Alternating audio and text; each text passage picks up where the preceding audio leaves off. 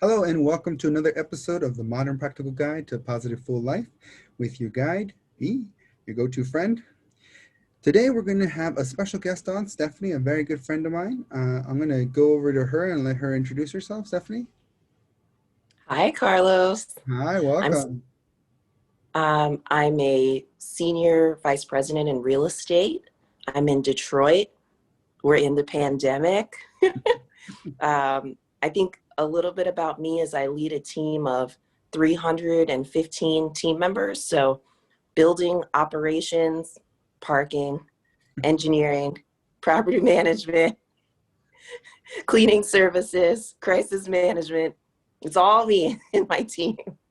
All right. Well, thank you for coming on. I really appreciate it. I appreciate you taking the time. I know you're probably very, very busy. And without further ado, we're going to be talking about today the growth video and in reference to the overall growth of the program. Stephanie has been very gracious to come up with a couple questions that she thought would be useful as follow-up and wanted a little more clarification on. So with that, I'll go over back to Stephanie. If you could read me your question, please. How are you finding balance between work and family life in this pandemic time? Um, I think that it's difficult. I think it's difficult for everybody. Um, if you're talking about me, I would say that what works for me is not what works for everybody else. I think that in general, for those looking for a balance in work and family, I think you have to first ask yourself what that is. A lot of people don't really know what that is. A lot of people like to think it's 50-50 or something of the sort. But until you go out there and try it, and that's pretty much the main gist of this answer is you got to go out there and try something. Because so many times we cut up and we say, when the pandemic's over, when I get the degree, or when this stops happening, I'm gonna go and do it. And we waste so much time, and the world really rewards those who do. And so the best thing you can do is to just go out there and do it. I'm not saying go out there and just be reckless. Definitely take a little bit of time and reflect and try to understand what you want out of things. A lot of times we just do things and we don't really know how they fit with the bigger picture, what the point of doing XYZ is. And we get caught up maybe in just being right, and we forgot that the main purpose of it was to do this.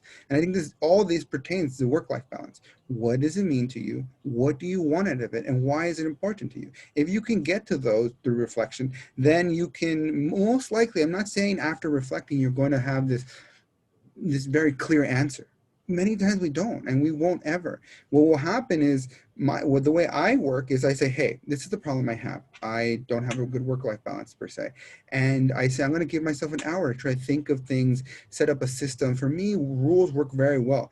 I don't, once I leave, close that door, no more work or things like that. And some people it doesn't work well with them because I'm very much like strict in reference to like the door closes and that's it. The clock goes and that's it. And other people are like, my job doesn't lend itself that way. The industry doesn't lend itself that way. So that's not going to be relevant to those individuals. So what works for me isn't going to work for other people. And so with that, I would go back to what I said initially is you got to try something. Figure out what you want and then come up with some idea. It could be 10 minutes if that's all you got. Say this seems like a good idea.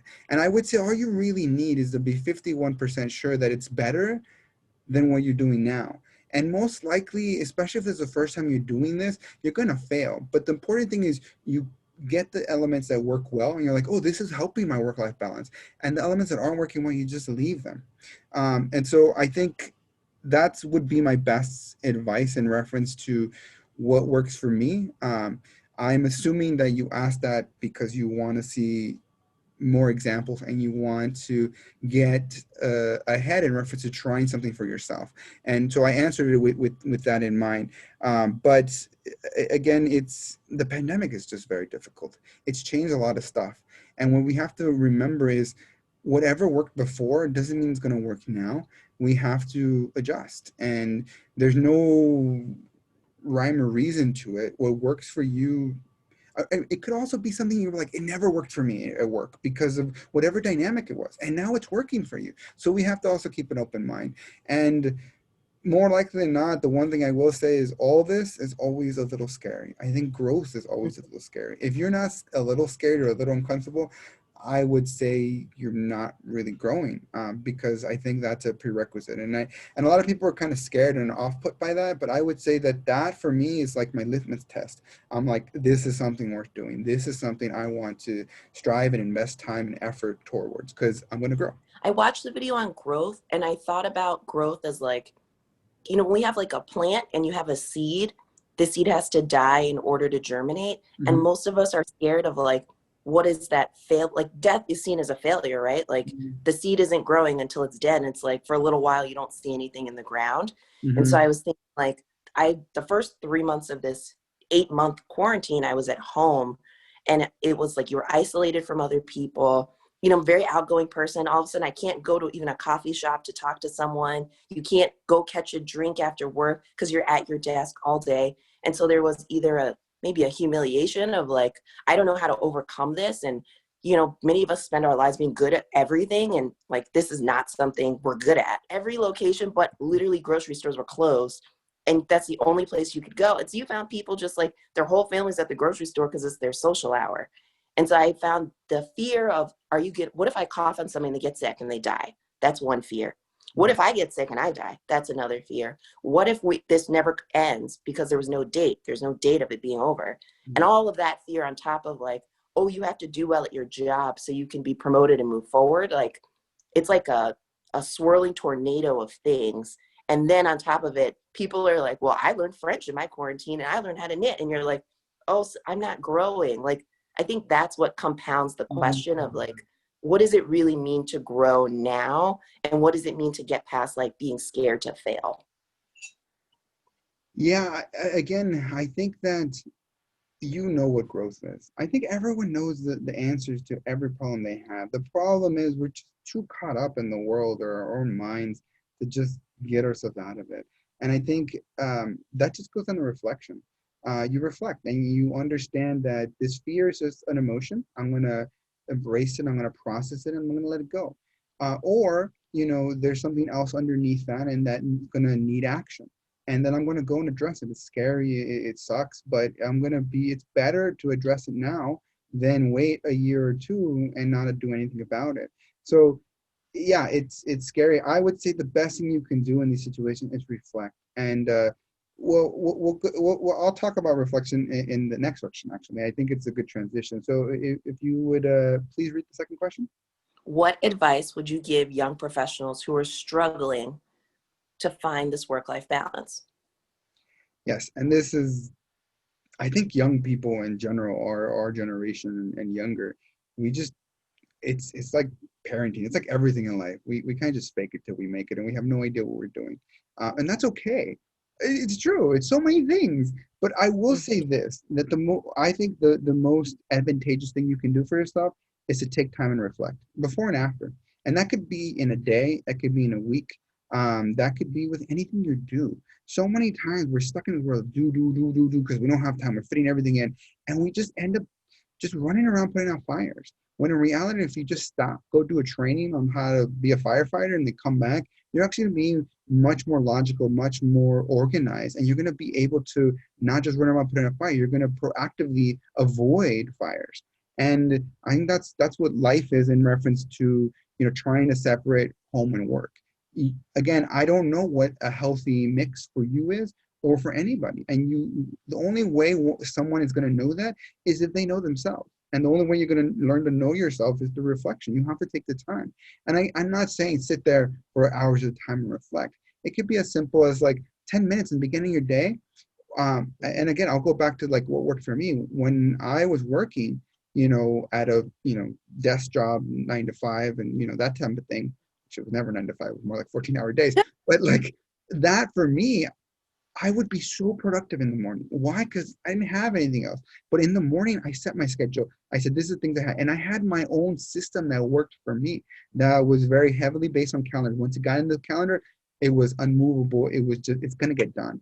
And that worked for me and setting all these different dynamics and getting, after planning my day, getting right into emails and then not looking at emails the rest of the day. And for some people, that doesn't work in their system because they have to be able to access their emails and other people it does. So again, it really depends on what you're after.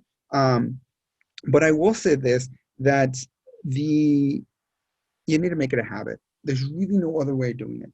You have to make reflection a habit. So many times now I think back, wow, maybe a decision I'm not, happy about. If I would have just taken 2 minutes before doing it, I would have been like, duh, like that doesn't fit in the bigger picture. Or something you just caught up, I'm competitive and I just want to be right. And I'll admit it, afterwards I'm like, wait, how did I lose track of what the purpose was? It could be something where, I'm in Kenya trying to educate children in technology, and then I get really rubbed the wrong way by someone because they're just being combative. And then I just want to vindicate myself in some form or way. And I lose sight. It's not about that. It doesn't matter if I'm right as long as I'm helping these children. But it's with anything that we do in life, we lose sight. What is the point of separating life from work life to personal life? And that's what I would say. If you can get down to that, then you're going to have a good motivation and you're going to understand not just the motivation, but you're going to understand what you want to get out of it. And so I think with reflection, that really helps to fit the bigger picture, to understand what you need out of it, and just to set perspective for you. And so I really think that in reference to that, everyone's going to struggle. We're always going to be struggling. But reflection lets you, instead of like waiting a month down the road and be like, wow, I just really screwed that up. You can do that after your meeting. Sometimes, I'll take 2 minutes to reflect. I'm like, how'd that meeting go? Did I really, how much did I come across? Did I come off too cocky? Did I come off, as know-it-all? There's a lot of things I know I fall into these pits and I have to be aware of them. And at the same time, I know my strength, right? And I'm like, did I come across as confident? Did I do this? And something's like, you know what? Maybe I didn't. And that one person, I kind of oh, like over, stepped in reference to how I was saying things. So I'll send them an email or I'll be like, hey, do you have time to chat right after? And just a simple, especially in COVID, you're like, hey, I just want to make sure you understood. I didn't mean to cut you off there. It was just, we run out of time and just wanted to make sure that we were all on the same page. And it's little things like that where you can correct yourself, and that will lead to this whole feud in the future about, oh, you're just such a, douchebag, blah, blah, blah. So being able to reflect and being able to correct course when you're struggling, it's going to allow you to adapt and become better. And I think all this pertains to most things, but especially when you're trying to balance stuff out, because it's going to help you to do a little adjustments and try to get a little better. And like you were saying before, you're not, maybe you had a social group. I know a lot of people who have social groups, they use these groups for a lot of purposes, psychologically, mentally, and now they're not there. Even to like, even seeing people smile outside, even though you don't interact with them, that makes a big difference. And so Yeah. we're not getting that. And when you're on a call, we're trying to pick up all these social cues and it's exhausting. And we have to be aware of that. We have to adjust and we have to understand that, the way I work is I spend time reflecting, and I like to call it like planning. I like to say like a building is not built just like, hey, let's just put the stuff together. You got to make a Oh blueprint, no, there's the plans and permits and approval, you know. blueprints. But it's the same with your mind. And you call it reflection. Some people call it meditation. But what's the space that's quiet that you take to get ready or to read the room, Yeah. or to your point about the emails? Sometimes like an email will come in, and when you open it, it's crazy. And before you react, you have to like, Mm-hmm. let me count to 15. Mm-hmm. Let me take a breath. Like, Mm-hmm. okay, let me check in with myself. Mm-hmm. Before I fire back a response, let me check in and say, like, what are all the things I'm feeling that are leading to this response before you respond?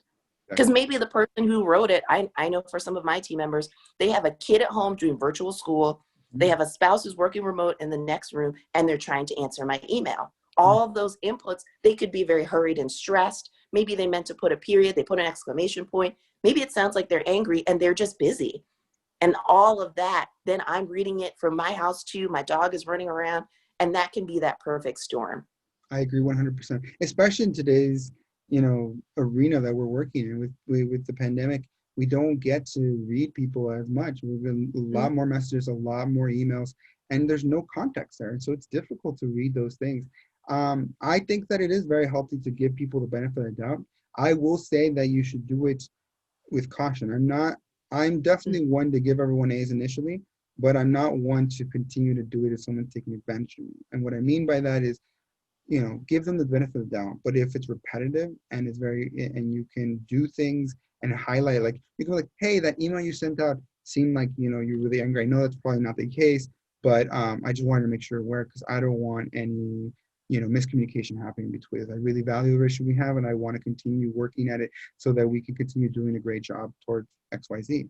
And that's great. But if you see them doing over again, it might Yeah, not then mean that they're being mean. It just might mean you're not a priority for them. And that's okay. That means you need to lower them in the priority as well. And you have to make those adjustments. And you're only going to know that through reflection. And you're going to be like, is this person just trying to screw me? Or do they just don't see me as significant enough where they're looking at something else? And I know that sounds maybe worse, but to me, it's actually better. It's like they're not then trying to.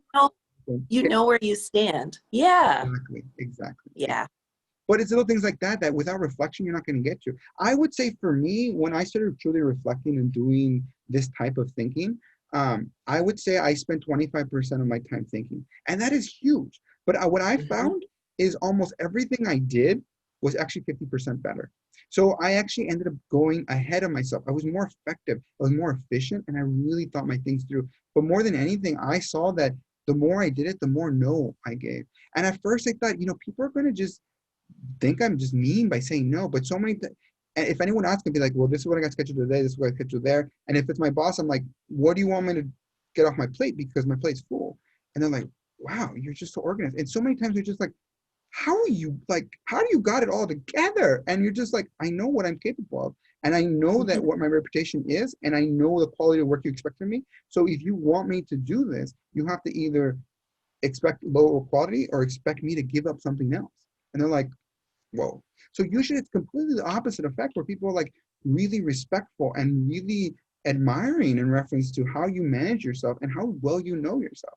So reflection is just going to get you there, or thinking or whatever you want, planning, just taking some time to process the stuff that goes on in here because it's a lot of stuff.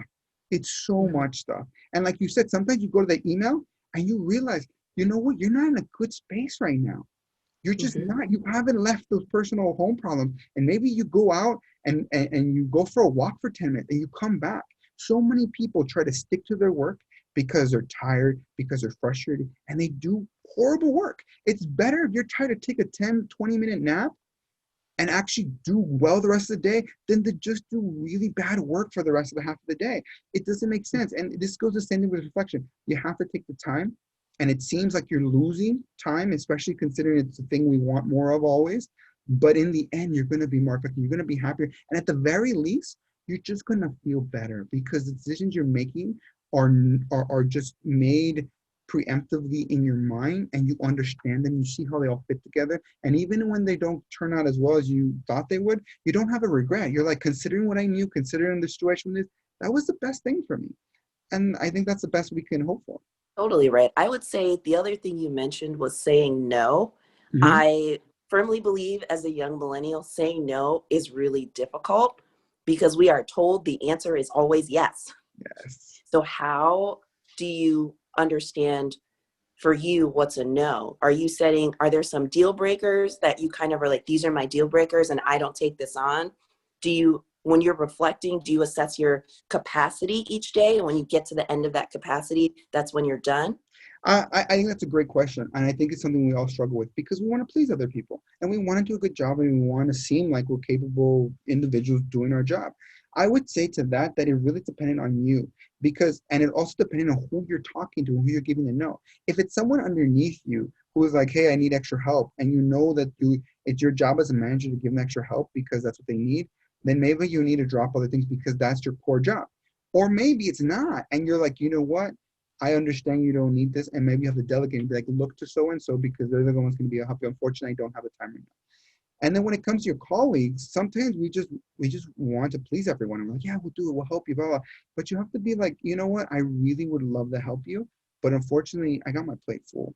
And if there's another time, by all means, continue to talk to me, continue telling me if you need something. I won't always be able to help you, but at the very least, I can be a sounding board or something of the sort. So establish a good relationship. And when it's your boss, you can't say no. And I understand that. But what you can do is tell your boss, hey, you need this by the end of the day. This is what my day looks like. What do you want me to take out? And that Mhm. reverses it. And at first, it's going to seem a little awkward. First, it's going to seem a little, combative.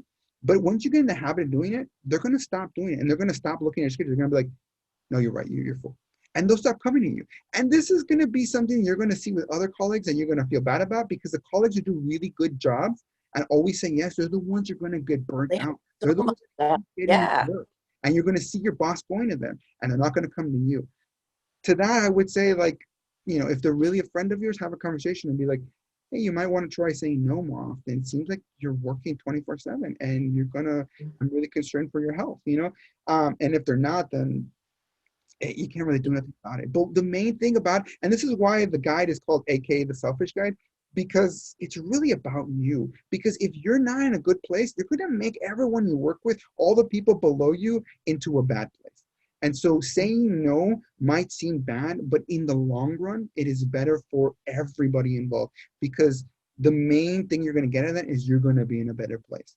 And when you're in a better place, everyone around you is a better place. And if anything I remember from my studies in HR was that people stay in a job not because of the pay, not because of what they're doing, but because of the people around them. And so if Mhm. you are a type of person that people want to be around, that's a good communicator, that works well, they're going to want to come back. And that's what they're going to really cherish. And so that goes down to understanding your limits. So many times we want to do more and more and more and more and more. And you realize that that's why the work-life balance is so difficult. And you need to come to terms, be like 30% is personal life. And then don't forget to include sleeping too, because some people are like, oh yeah, and I'll just sleep. Oh, I have to sleep? Yeah, What? exactly. Is that realistic? I mean, like, if you can sleep 4 hours, then fine, it's realistic. But if you can't, don't be unrealistic in your expectation. So many times people are like, okay, I'm going to do this in this hour, I'm going to do this in this hour, and this, and then they get to the second thing and the day's over. And you're like, that's because you're not being honest with yourself. You're not scheduling things correctly. So Mhm. you have to reflect and you have to understand, hey, whenever I think this takes me an hour, it really takes me two. Just adjust. So many people are afraid, oh, they're going to think I'm slow. They're going to think I'm not good. They're going to think I'm, But you know, but you are. What's wrong with taking your time to be exactly, thorough exactly, or delegating something to someone else so you have space? exactly. We've been taught that we I mean, look at all of our heroes, right? Superman, Captain America, Batman. What do those people do, Carlos? Do they No, delegate stuff to other people? Do they sleep? it's They're true. always on in the middle of the night, responding to everything. I noticed, Carlos, none of those people have any kids, no spouse. Yeah, that's true too. But I mean, like, it's we like to think that we can do everything, and this Mhm. notion in the world, and that's the thing with everything and everything I talk about in the programs. Whatever society, culture, and religion and everything has told us is almost always wrong. The notion is right. The core is good. They want to help. They want to do good. But unfortunately, it hasn't been modernized. Most of the things we're following today, and why I'm so passionate about doing all these things, because I'm not saying anything new. I'm saying things old, but I'm just making them more practical, making them modern, and making them relevant to today. And that's what it comes down. You can't do everything. You can't be everyone. If you do, you're just gonna have shitty work, and Mhm. you can't expect anything more. This is the truth. Uh, Nobody is like, no man is an island. No one person is an army. You just can't. You need mhm. other people, and like it brings me back to one thing. In the beginning when I had a job, I wanted to be the best salesman, and I was a great salesman. I was ranking top in the nation. But what I realized is I had 100 employees. If I just trained five of them, I Mhm. can have the biggest ego in my life and say I can sell 5 times better than everyone else, right? But if I get 5 employees at my best, where I'm burnt out working 24/7, they can sell on average the same amount, and they don't have to work. Mhm. So if you think about it that way, you train 10 people. Who are you fooling? You're not going to be as good as 10 bad people even. You just can't be. Mhm. So you have to think about things like that, and that takes reflection, and it takes really courage to just be like, you know what? I can't do everything. I'm not perfect, and that's okay, because what I am doing is what I believe in, is what I'm passionate about, and I stand by it. And if you do that, I think a lot of these things, they seem simple, they seem very scary, and they seem impossible. But once you just put one step, and it's just focusing on the next step, you'll realize that you can do it, and more importantly, that the rewards in the end far outweigh. And you're just like, why haven't I been doing this my whole life? And it's because we've been trained to not do it that way by magazines, media, our parents, friends, everybody says, just suck it up, figure it Mhm. out. No, you can't make time appear out of nothing. I always tell people in time video, time was made, I believe, as a human tool to help us get more out of our day, to understand, to be organized, to use it as a tool. And it wasn't meant to like hunt us down like the Temple of Doom, the ball coming down to crush us, you know what I mean? But that's what it does nowadays. You're like, oh, I gotta finish. Why do you have to finish? Does it really make a difference? And so many people tell me I don't have time to reflect. And I'm like, you really can't find 5 minutes? I'm not denying it, but you really have to sit down and think, you really want to live in a life where you can't squeeze out 5 minutes? Is that really healthy? I don't think so. But to each their own, right?